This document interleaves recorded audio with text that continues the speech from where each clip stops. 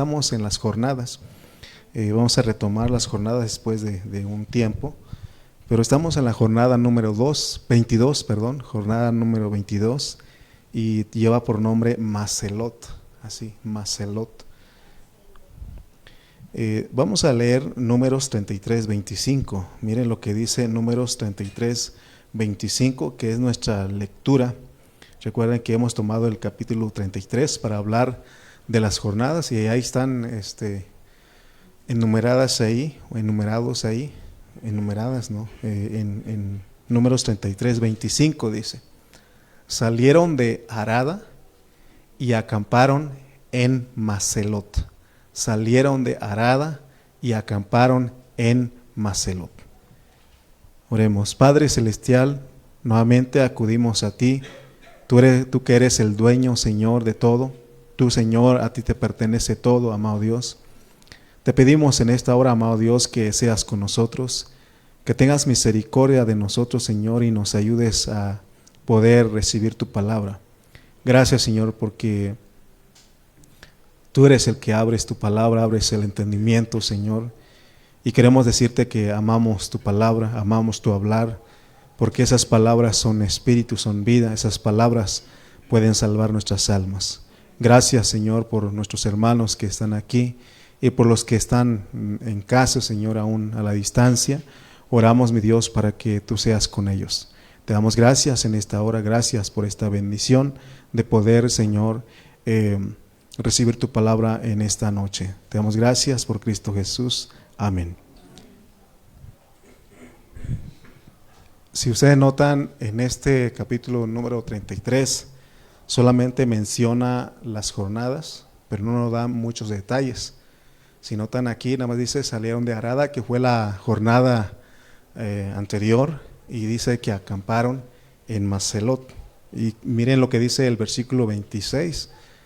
Vamos a leer el versículo 26 y miren lo que, y no da más detalles, porque solamente, miren lo que dice: salieron de Macelot y acamparon en Taat.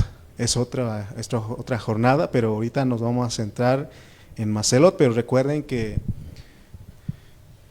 Dios está en una forma de rompecabezas. Tenemos que saber juntarlas, y dice, la misma Biblia dice que la suma de tu verdad, o más bien la suma de tu palabra, es la verdad, ¿no? La suma de tu palabra, o sea, debemos saber sumar la palabra. Entonces, para poder sacar detalles, o que Dios nos hable bajo contexto, tenemos que ir a Números 18. Y en este capítulo 18 de Números comprende o abarca o cubre 4 jornadas. Ya vimos Harada, y allí usamos Números 18 del 1 al 7 para hablar de Harada. Ahora vamos a usar el versículo 8 en adelante para ver hasta el 19, para ver de la jornada de Macelot. Vamos a tomar algunos mensajes para hablar de Macelot, y luego de ahí en adelante sigue todavía, porque está la jornada de Taat y Tara.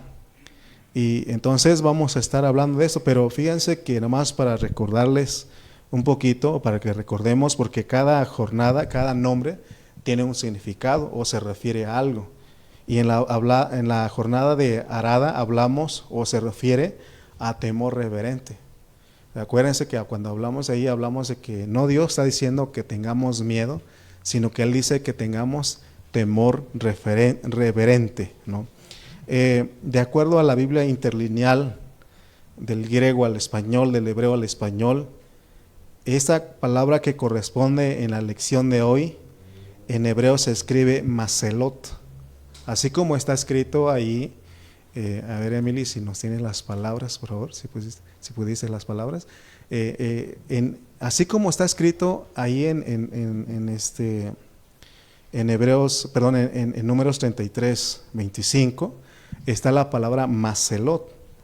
Y ahí esa Biblia me gusta mucho usarla para estudiar, porque aún nos dice la pronunciación, dice Macelot, es un nombre hebreo, recuerden eso. O sea, lo que es el Antiguo Testamento se escribió en hebreo o en arameo. Vamos a tomarlo de hebreo, pues es similar. Entonces, y se pronuncia, vamos a ver cómo se pronuncia este nombre Maselot. A ver, sigue el otro nombre, ¿cómo se pronuncia? Magelot, así, Magelot. No somos expertos en pronunciar, no sabemos mucho hebreo, pero Magelot. Se nos escribe Maselot, pero es Magelot, o sea, más o menos así se pronuncia. Hay otras traducciones que nos ayuden a entender y dicen Makelot. Ustedes pueden checar en su Biblia cuando repiten o van cuando tomen un tiempo y repiten o estudien lo que hablamos o investiguen, ¿no? Entonces, Magelot o Maselot es un lugar en el desierto que significa asamblea. Recuerden, ¿qué significa Magelot o Maselot? Asamblea. O aquí, ahí en esa Biblia, si ustedes notan, ahí dice lugar de reunión o asambleas, así. Maselot o Magelot significa lugar de reunión o asambleas. Y se acuerdan que hace rato les dije a ustedes, nos vemos en nuestra Maselot, ¿no? Y porque es nuestra reunión, es el lugar de reunión, esta es una asamblea. Entonces, y a veces me gusta poner algo así para que ustedes se inquieten y digan qué está diciendo, ¿no? ¿Qué está diciendo el hermano? ¿Por qué pone esto? Pero es porque vamos a estudiarlo, ¿no? Se dan cuenta, no respondí porque si no les predico en WhatsApp y ya no tendríamos necesidad de venir. Pero tenemos que venir para que haya una expresión, ¿no? Entonces, ¿qué significa Maselot o Magelot? Significa lugar de reunión o asambleas. Amén. Ahora, fíjense que si ustedes recuerdan, en la jornada de Seelata, ¿se acuerdan que te dijimos que también se pronuncia Keelata? En la jornada de Seelata también vimos que significa asamblea. Imagínense cómo está eso, ¿no? Maselot significa asamblea, pero también Seelata. Pero hay una diferencia entre estas dos palabras hebreas. Aunque Seelata significa asamblea, pero ¿se acuerdan ustedes que dijimos que es una asamblea desordenada? Mientras que Maselot significa asamblea, una asamblea correcta, una asamblea ordenada, en otras palabras. Amén. Entonces, porque Maselot es una reunión que el Espíritu convoca y es para que seamos bendecidos. ¿Se acuerdan ustedes que el apóstol Pablo en 1 Corintios 11 dice que si no tenemos cuidado, o más bien hay dos formas de cómo congregar? ¿Se acuerdan ustedes de ahí que hablamos? 1 Corintios 11, ¿se acuerdan que él dice, en esto no os alabo, porque os reunís para lo peor? O sea, se puede reunir para lo peor y para lo mejor. Para lo peor es Seelata, pero para lo mejor es Magelot o Maselot. ¿Me explico? Entonces, ¿por qué ellos se reunieron para lo peor en 1 Corintios 11? ¿Por qué creen que Pablo les dijo que no los alababa porque no se reunían para lo mejor? ¿Qué creen ustedes que estaban haciendo los corintios? Había división, había disensión entre ellos, había menosprecio. ¿Se acuerdan que los más ricos traían buena comida y como veían que los pobres no traían, se adelantaban a comer su propia comida, ¿no? Entonces dice que los pobres se quedaban sin hambre.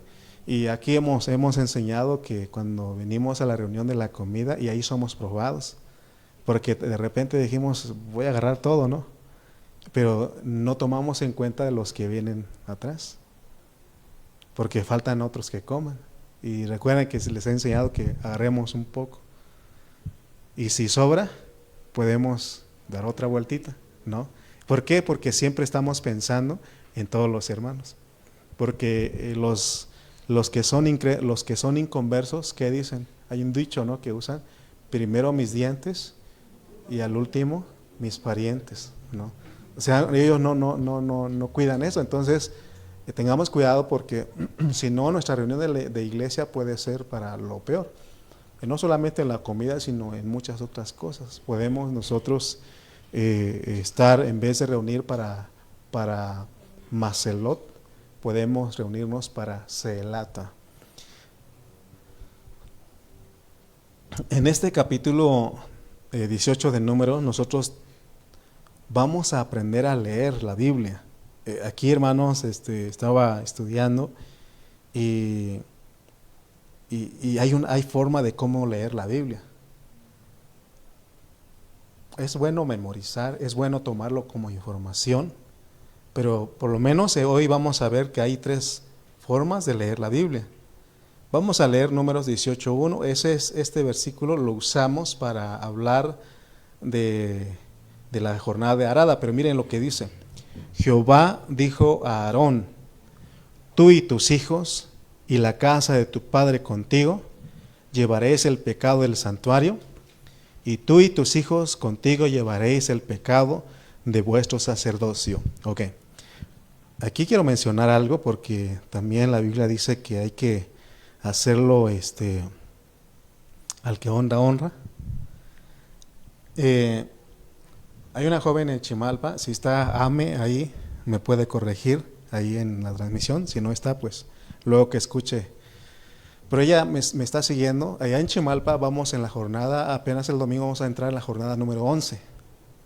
Y aquí vamos ya en la jornada número 22.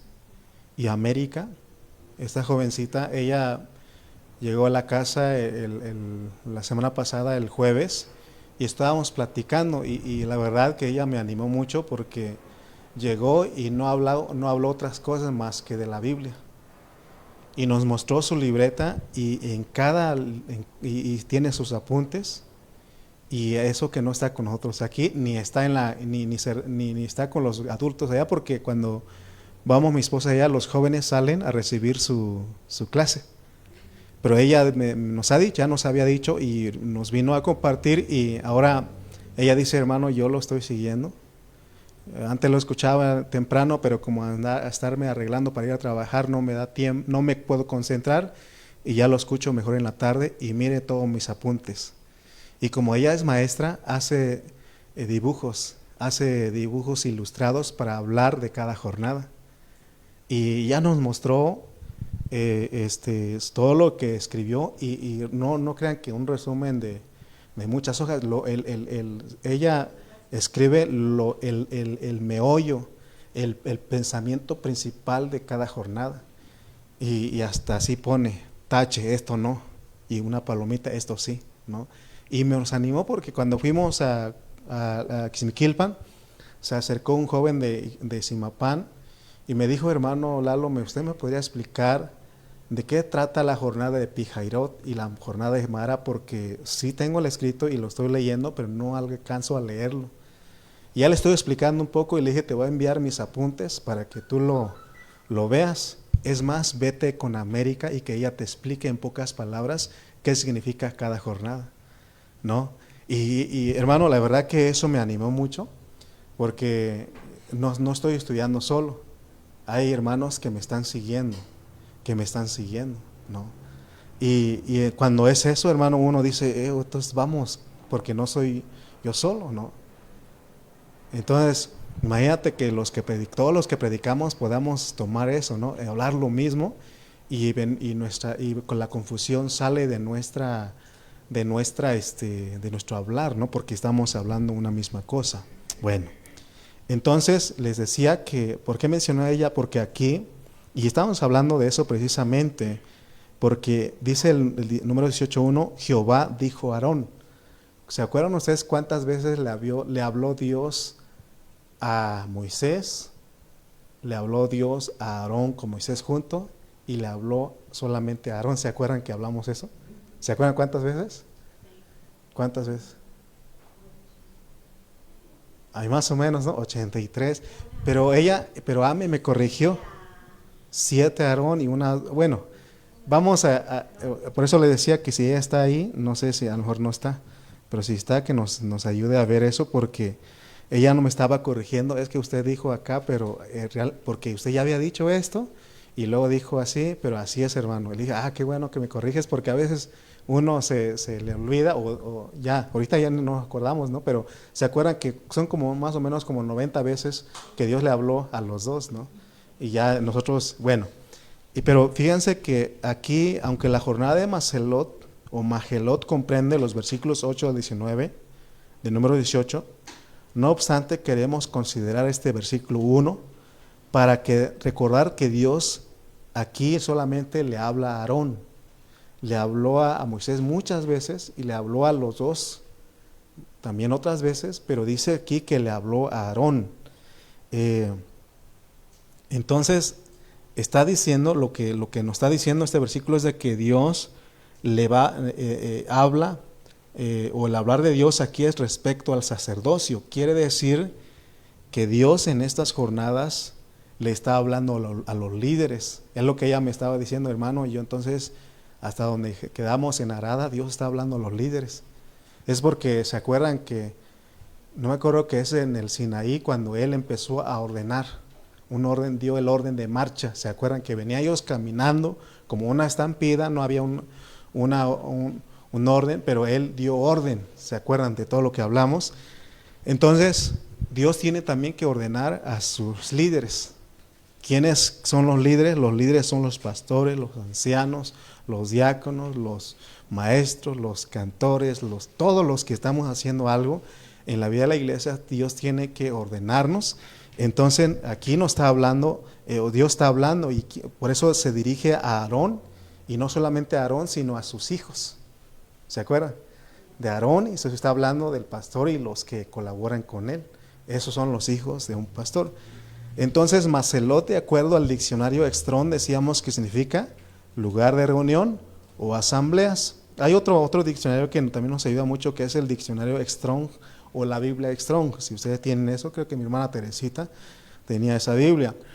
Y esos son herramientas que nos ayudan a entender la palabra de Dios. Entonces,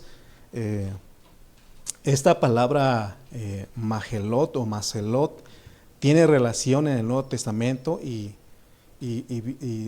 la palabra que se relaciona, porque en el Nuevo Testamento se escribió en griego, y la palabra en griego, que significa lo mismo que Magelot o Maselot, es eclesia. Eclesia significa asamblea o convocatoria, y por eso en nuestro idioma, en el español, nos dicen que es iglesia. Amén. Es iglesia. Que algunos hermanos han enseñado y dicen, vamos a iglesiar, dicen.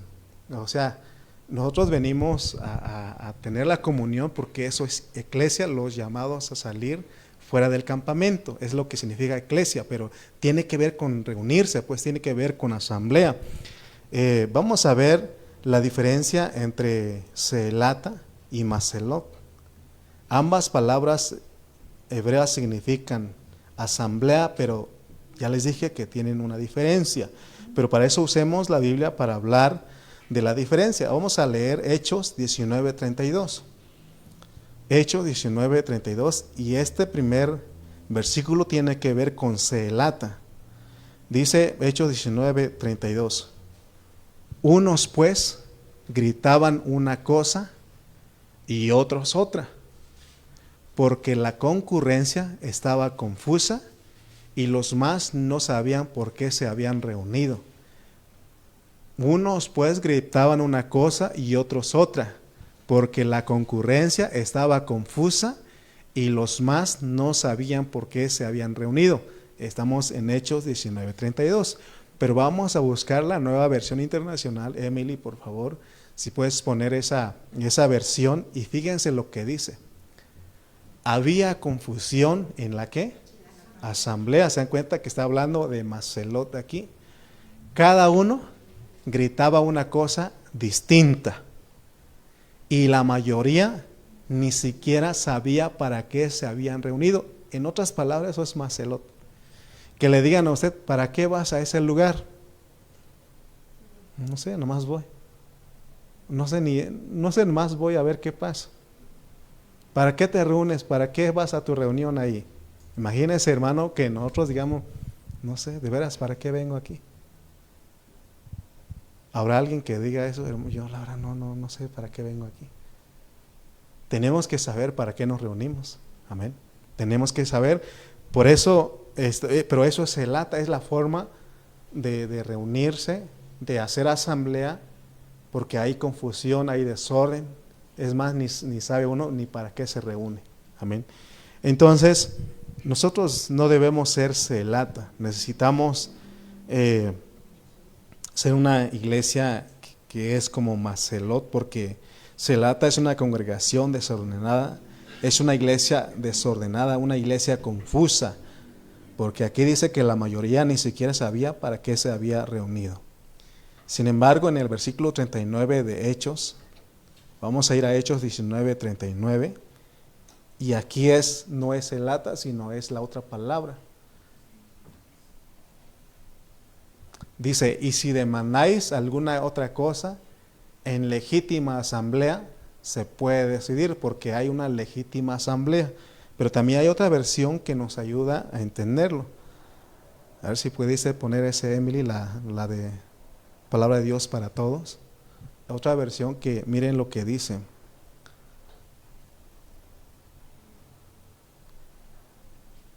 No pudiste poner.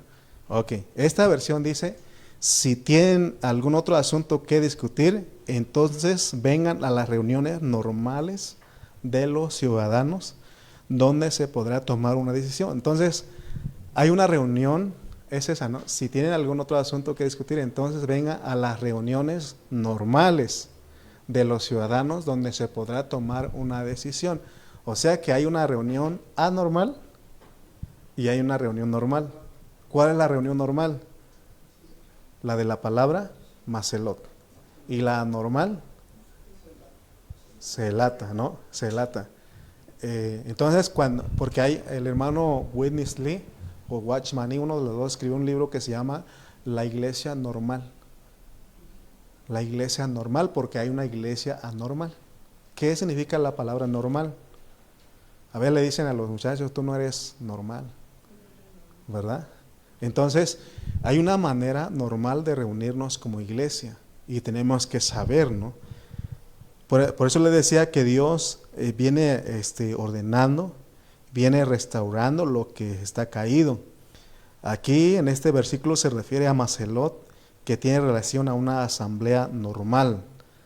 Normal, pues es que sabemos a lo que venimos y hacemos lo que tenemos que hacer, porque se acuerdan que en Hechos 19:32 dice, unos gritaban una cosa, otros otra, es más, ni sabían a lo que habían reunido, ¿no?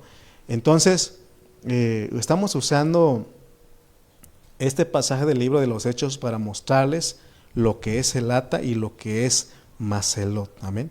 Entonces, tengamos cuidado porque ahí fue una forma desordenada, una forma anormal de reunirse como iglesia, pero también una forma normal, una forma correcta, porque, hermanos, aquí en esta reunión todos nosotros somos convocados a reunirnos con la iglesia, amén. ¿Me explico? Entonces, celata significa, dijimos, asamblea. Y recuerden, aún usamos, ¿se acuerdan de la contradicción de Coré? ¿Qué hizo Coré? ¿Se acuerdan ustedes de Coré? ¿Y qué pasó con Coré? Sí, pero ¿qué hicieron? Ellos desconocieron la autoridad de Aarón. ¿Se acuerdan? Del sacerdocio de Aarón.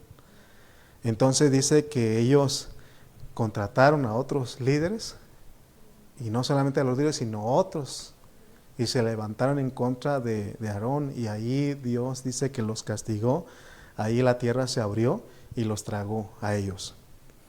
En cambio, Macelot significa asambleas, reuniones, y se refiere a la vida de la iglesia. O sea, Dios aquí en esa jornada nos va a enseñar cómo es la vida de la iglesia. Miren cómo hemos progresado desde Celata hasta Macelot. Recuerden que en Celata hubo problemas, hubo dificultades, Pero el Señor comenzó a tratar y comenzó a revelar y comenzó a poner las bases para que las reuniones de los cristianos, las reuniones de la iglesia, no fueran más celata, sino que todos lleguemos a ser con una iglesia como con la palabra hebrea maselot. Porque Dios no quiere que, es más, Pablo dice que Dios no es un Dios de confusión. Por eso la carga que llevo es que ninguno esté confundido aquí. Por eso siempre les digo, si ustedes tienen alguna pregunta, tienen que hacerla. Porque ningún hermano puede decir, es que el hermano está hablando, pero ni sé de qué me está diciendo. Yo me doy por satisfecho o por entendido que ustedes sí me están entendiendo, ¿no? Porque no hay pregunta, significa que o no entendieron o sí entendieron. Y yo mejor le voy al que sí entendieron. Pero si no, ustedes no pueden, no hay algo que ustedes no entienden, tienen que preguntar. Y si yo no me la sé, a lo mejor Adrián sabe, no sé, puede ser, ¿no? Hermano Dios. Pero le digo que ame a una jovencita, ella me dijo, hermano, aquí es esto y esto. ¿Y se acuerda usted de esto? Y dije, ahí ni me acuerdo que hablé, pero ahí nos ayudamos entre todos, amén. Ok. Debe ser nuestra reunión una reunión legítima, no una reunión ilegítima.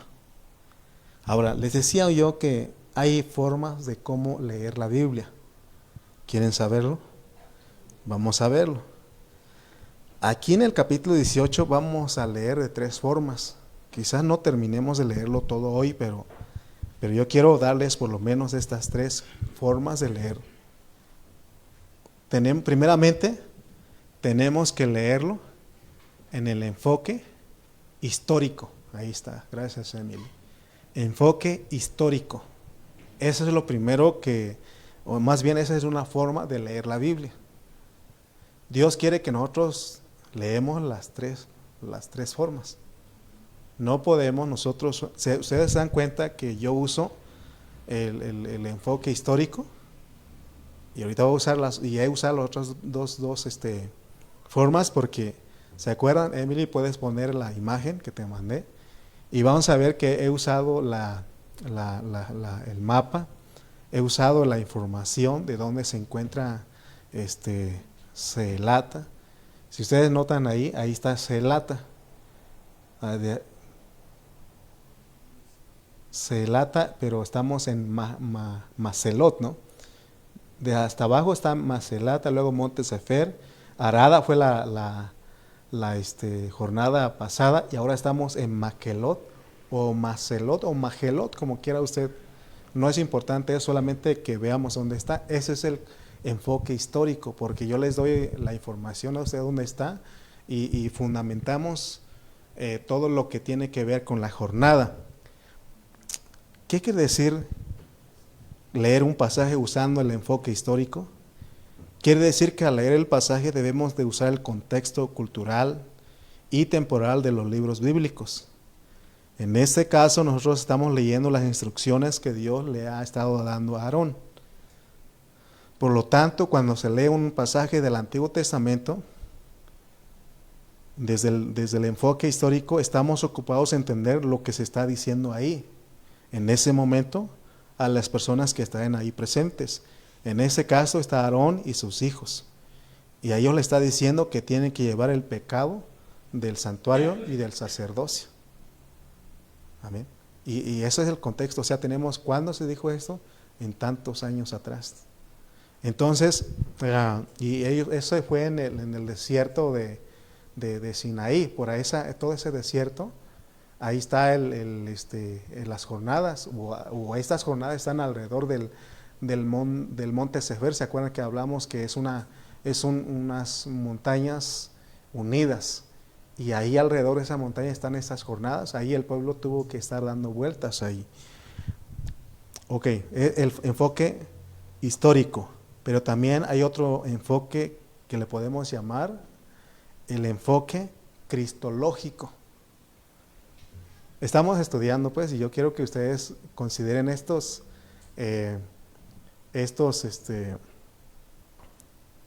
Estas palabras porque nos ayudan. ¿Cuál es el primer enfoque? Histórico. Aquí ahora tenemos al enfoque cristológico. Vamos a leer algunos versículos, pero antes de eso quiero explicarles. Ahora, ¿en qué consiste el enfoque cristológico? Esta forma o esta manera de leer los pasajes es como si los leyera Cristo. ¿Cómo está eso? Este enfoque es como si los leyera Cristo. Eso se llama enfoque cristológico. Usar el enfoque cristológico es que Cristo lo lea a través de uno. A ver, ¿cómo está eso? El Señor Jesucristo, cuando hablaba con sus discípulos, Él les decía que lo que está escrito en el Pentateuco, en los Salmos, en los profetas, era concerniente a Él. Eso se llama cristología o cristológico. La cristología es de que al leer uno el Antiguo Testamento lo aplique a Cristo, las figuras que menciona esa lectura. Ok, vamos a ir a un versículo bíblico, Lucas 24, versículos 25 al 27. Leamos esos versículos para que ustedes me entiendan lo que estoy diciendo. Lucas 24, 25 al 27. Dice: entonces Él les dijo: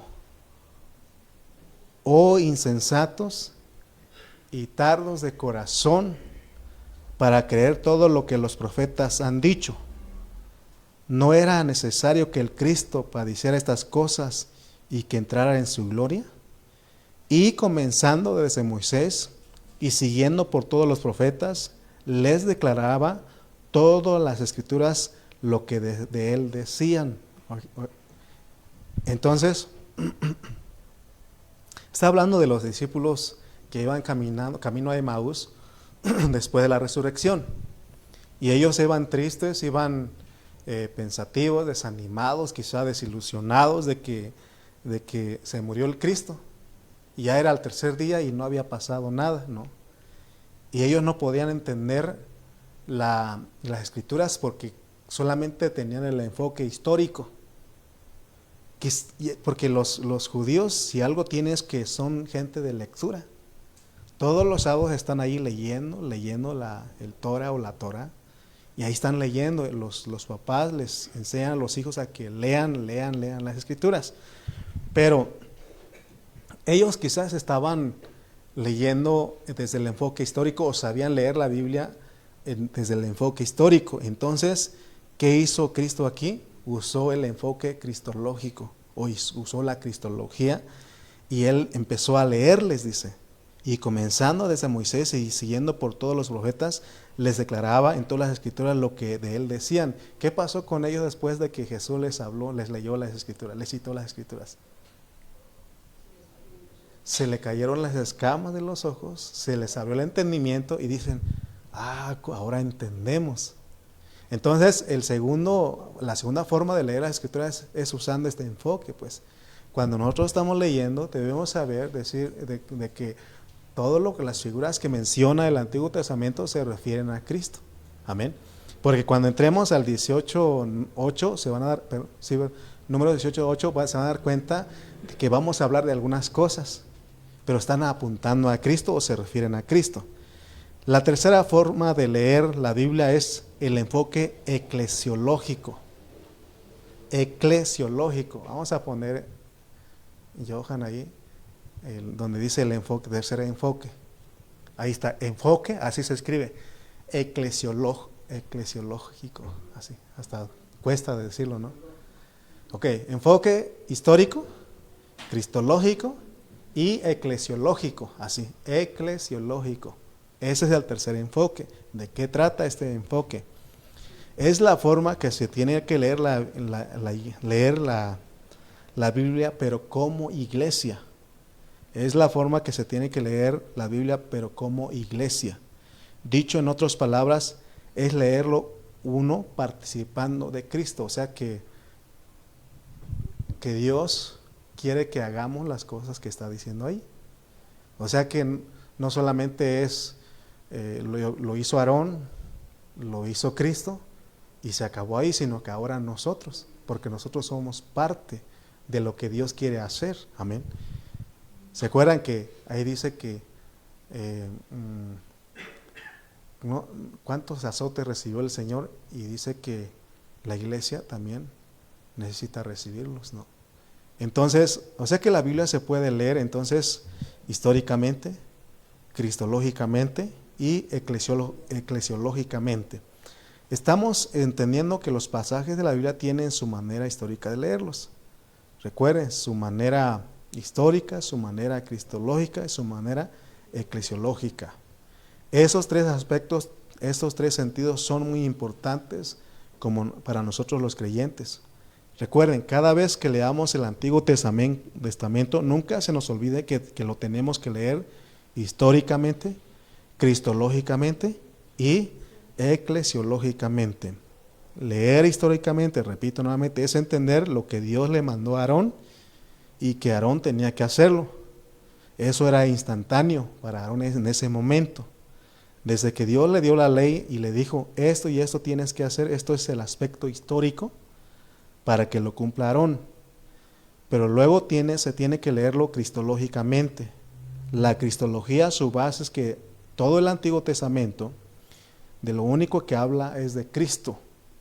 O sea que todo lo que Dios le dijo a Aarón que hiciera son aspectos de lo que Cristo ha logrado y lo que tiene que hacer. Por eso, ahorita me van a entender cuando entramos al capítulo 18. Fíjense que esto es maravilloso porque si nosotros logramos comprender que la Biblia la lee Cristo antes que la leamos nosotros, entonces nosotros vamos a entender el hablar de Pablo. ¿Quieren saber qué dijo Pablo? Vamos a 2 Corintios 3, 14 al 15. 2 Corintios 3, 14 al 15.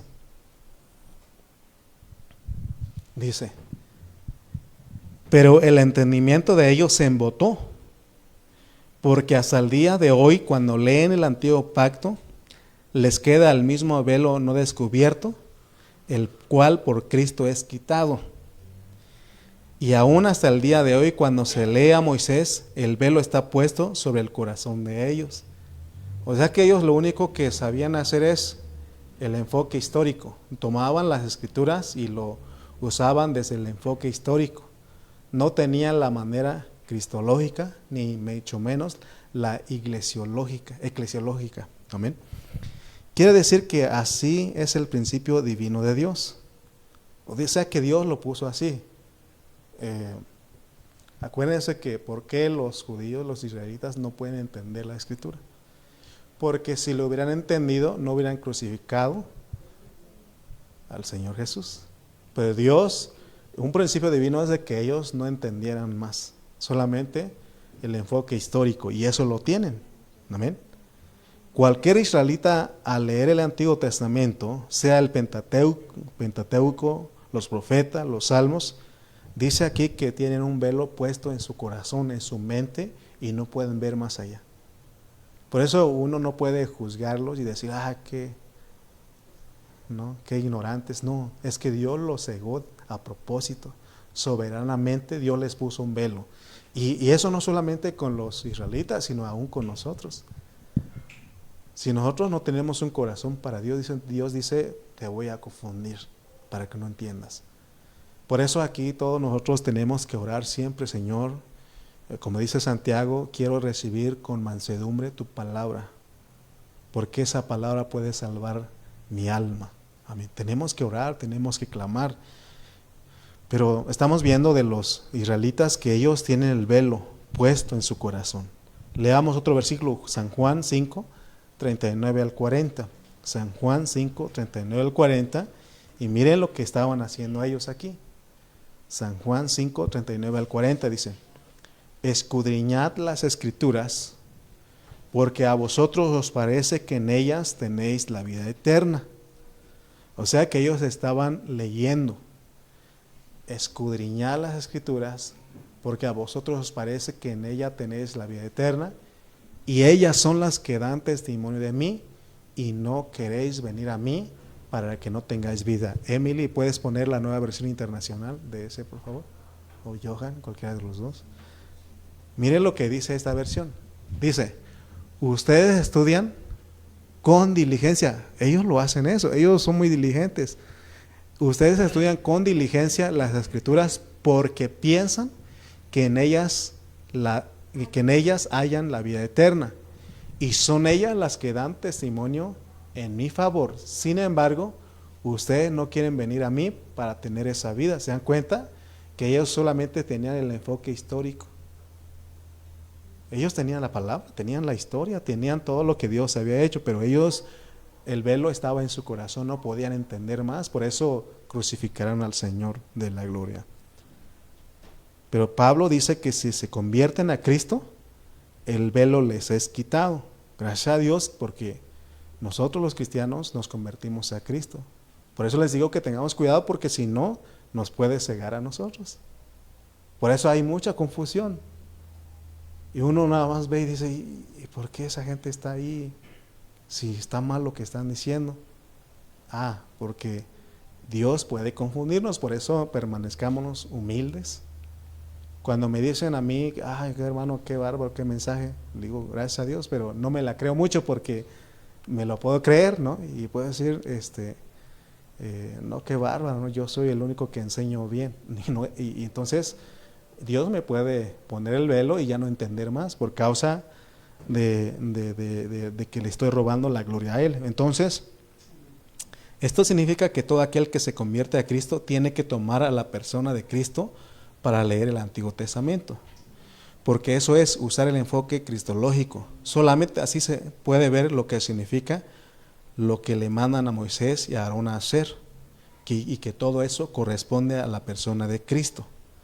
Pablo, que es el perito arquitecto, dice que todas las ofrendas son Cristo, todo el sacerdocio es Cristo, todo el mobiliario que habla el Antiguo Testamento es Cristo, todo el tabernáculo es Cristo, todo el templo es Cristo, los profetas son Cristo.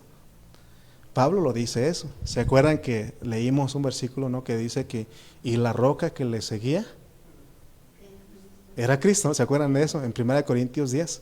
Y la roca que le seguía era Cristo. Pero ellos no lo podían ver porque ¿qué hizo Moisés con la roca?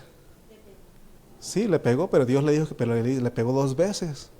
Dijo, pégale una, pero él como se molestó de lo que el pueblo era rebelde, dice que le dio 2 veces, ¿no?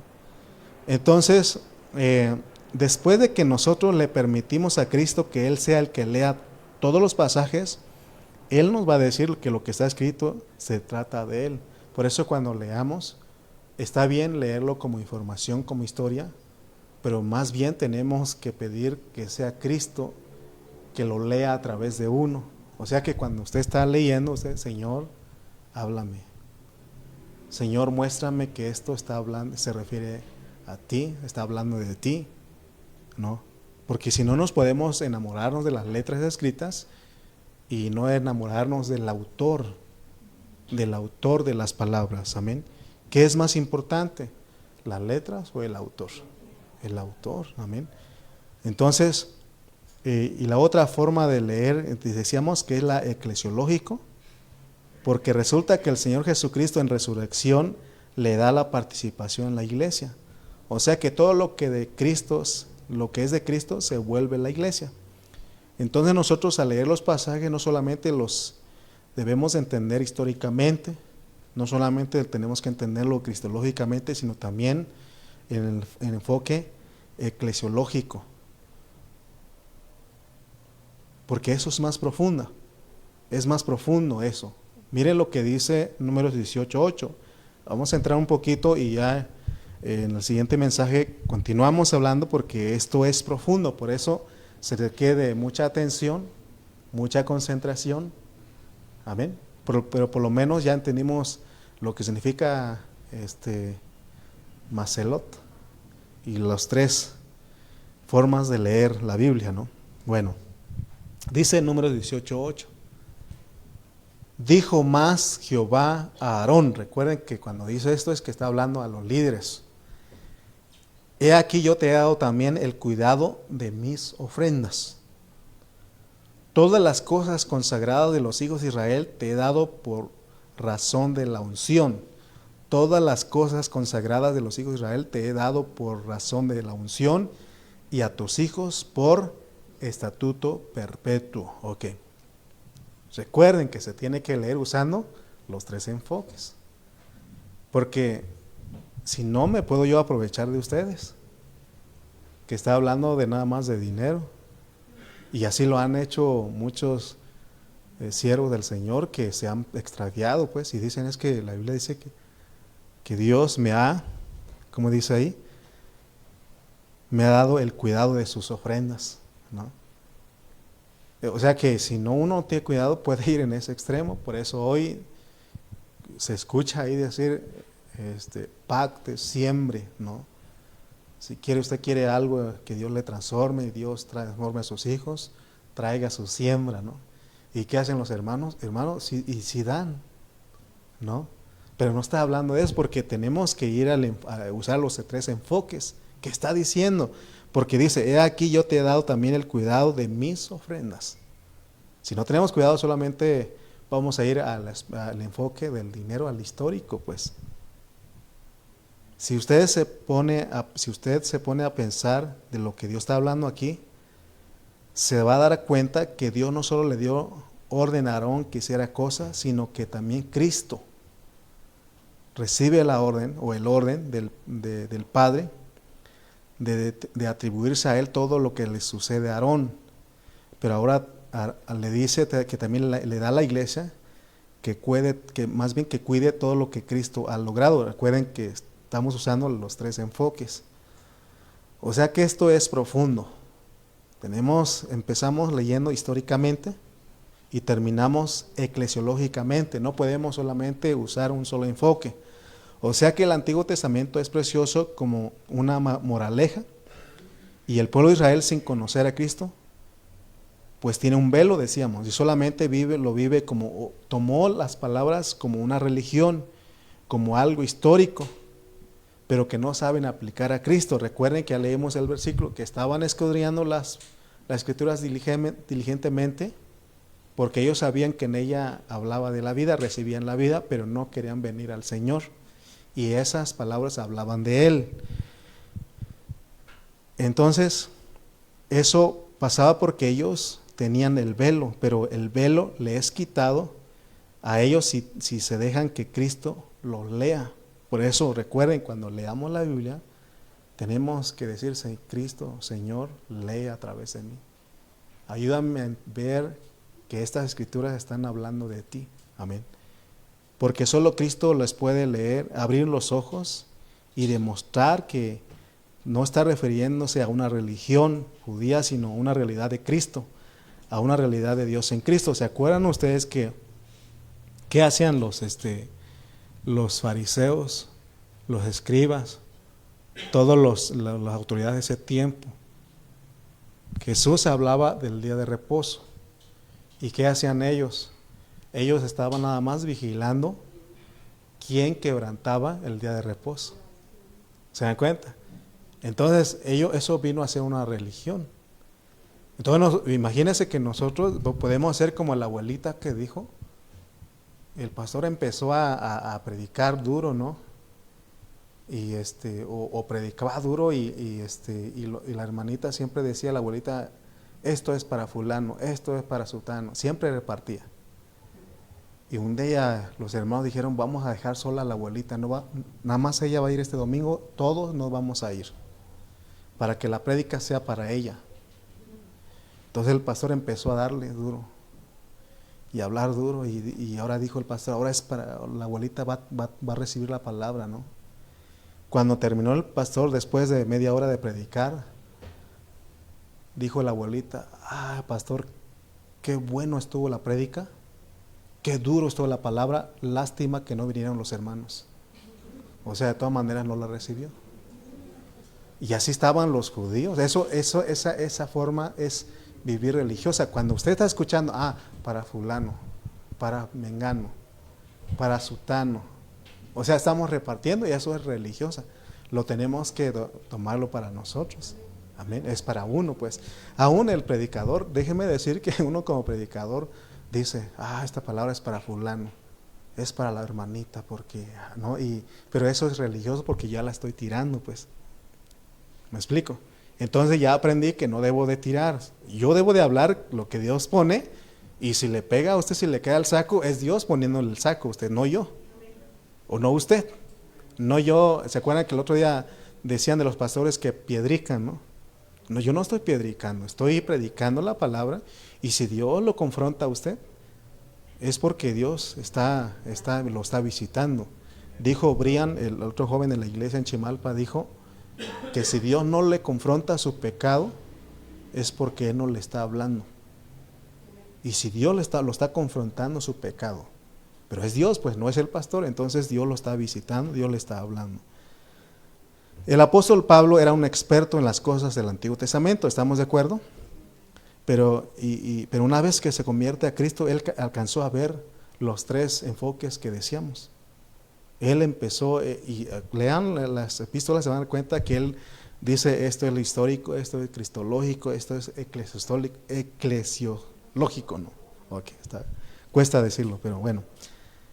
En la segunda epístola a los Corintios, capítulo 3, que ya leímos, se nos dice que cuando se lea a Moisés con un velos, no se entiende en el sentido profundo o en el sentido espiritual, pero cuando nos convertimos a Cristo, el velo es quitado y en el sentido espiritual se ve detrás del primer sentido gramático, histórico. O sea que todo el tiempo necesitamos tomar a Cristo. Yo voy a predicar, voy a tomar a Cristo. Voy a ir a escuchar la palabra, debo tomar a Cristo. Pero también el enfoque eclesiológico, porque Dios también quiere que como iglesia yo también viva, practique. Amén.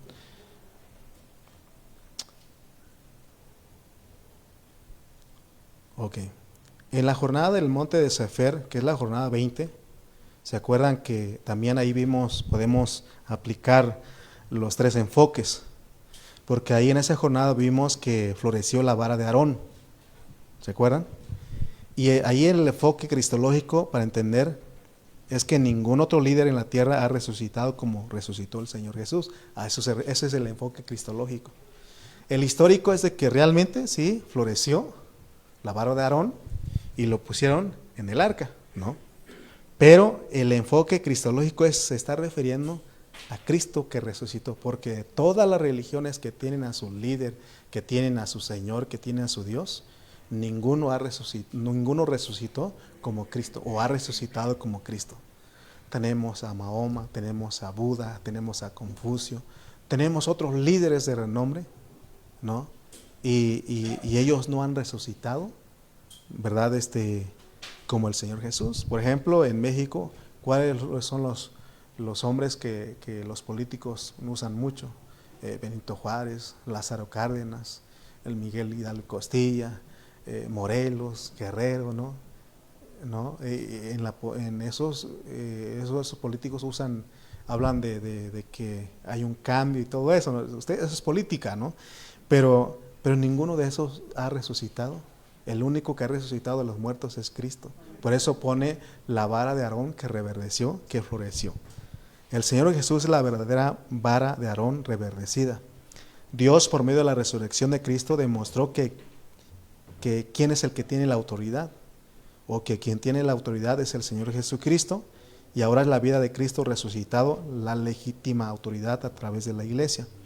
Entonces cuando leíamos o cuando leímos Números 17, ahí vimos primero el sentido histórico de lo que le aconteció a Aarón, pero aquello era prefigurativo, primeramente de Cristo y segundo de la vida de Cristo resucitado por el Espíritu y entró en la iglesia.